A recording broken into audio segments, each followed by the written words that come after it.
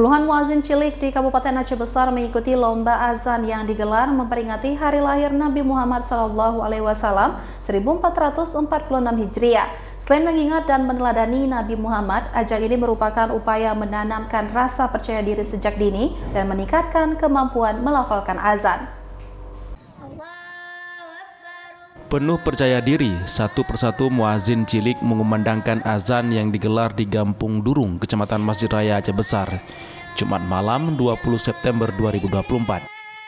Umumnya peserta merupakan murid taman kanak-kanak dan SD maupun pelajar SMP dari balai pengajian di Gampung setempat.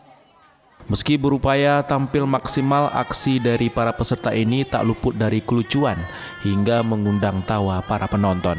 Selain lupa, beberapa di antaranya mengumandangkan azan dengan suara parau dan tersendat-sendat.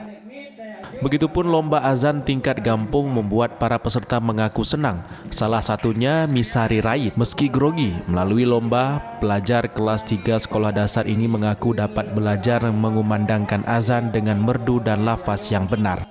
Agak takut dikit. Baru pertama kali ya. Sekarang kelas berapa? Kelas 3. Tapi senang nggak bisa ikut lomba? Senang. Bisa belajar azan.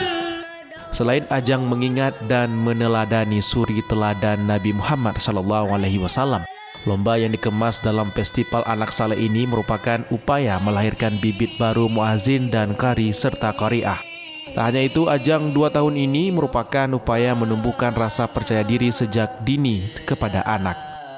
Jadi harapan kita ke depan supaya anak kita ini bisa lebih berani dalam tampil di kampung. Sebanyak 180 peserta mengikuti lomba yang digelar dalam rangka memperingati Maulid Nabi Muhammad SAW 1446 ini. Selain azan, peserta juga mengikuti lomba MTQ, cerdas cermat, khutbah Jumat, tahfiz, pidato dan lomba salat jenazah. Pemenang memperebutkan sejumlah hadiah yang akan diserahkan pada malam puncak peringatan yang turut diisi ceramah Maulid di Masjid Nurul Yakin di Gampung setempat. Dari Kabupaten Aceh Besar, tim liputan iNews melaporkan.